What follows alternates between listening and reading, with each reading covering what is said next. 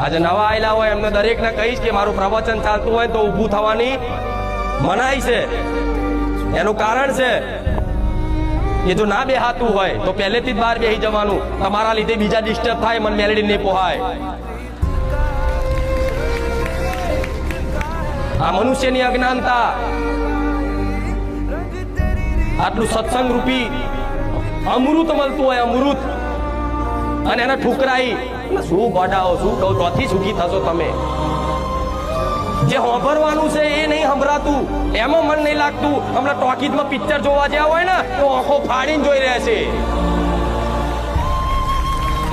ત્યાં ખોટું શીખવાડે, દારૂ પીવડાવવાનું શીખવાડે, આડાવડા ધંધા કરવાનું શીખવાડે, સંસ્કારથી દૂર કરે તો એમ મજા આવે, આનંદથી બેહી રહે। આ મનુષ્યની દુર્દશા છે, એટલે તમે દુખી છો। પણ ક્યાં આવી સતવાણી સાંભળવા મળતું હોય ને તેનો અનાદર કરે।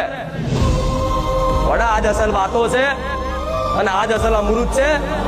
તમે દુનિયામાં ફરી આવો, પણ જો આ વાતો સિવાય તમને કોઈ સુખી કરી બતાવો મને મેળવીને કહેતો જાઓ।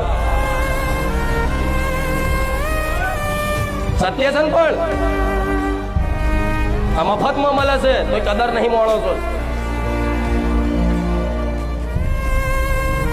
તમારા જેવા દુખિયારાઓને, ગરીબ જે ભાવિક ભક્તો છે જે ગામડા વિસ્તારોમાંથી આવે છે, એ વર્ષોથી તમારા બાપ દાદાની ચાલી આવેલી પરંપરાઓ બસ પકડી રાખી, એક ડર ના મારે,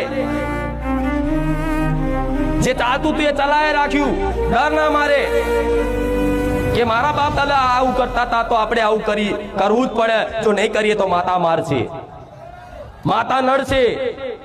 બાપ દાદા બકરો હાલતા હતા તો આપણે હાલવો પડશે, નકર મેલડી નડશે। બાપ દાદા દારૂ હાલતા હતા તો આપણે હાલવો પડશે, મેલડી નડશે। કોકે કરી નાખ્યું છે, કોકે મૂઠ મારી છે, કઈક ધંધો હરકો ના ચાલે એટલે તરત દોણા જોવડાવા, કોઈક બીમાર પડ્યું એટલે તરત ચોક જોવડાવા। આ બધામાંથી બહાર કાઢી અને તમારી કુળદેવીની સાચી ભક્તિ પ્રદાન કરાઈ અને તમને કાયમ માટે સુખી કરવા બેઠીશું। પણ આજના મનુષ્યની દુર્દશા જુઓ।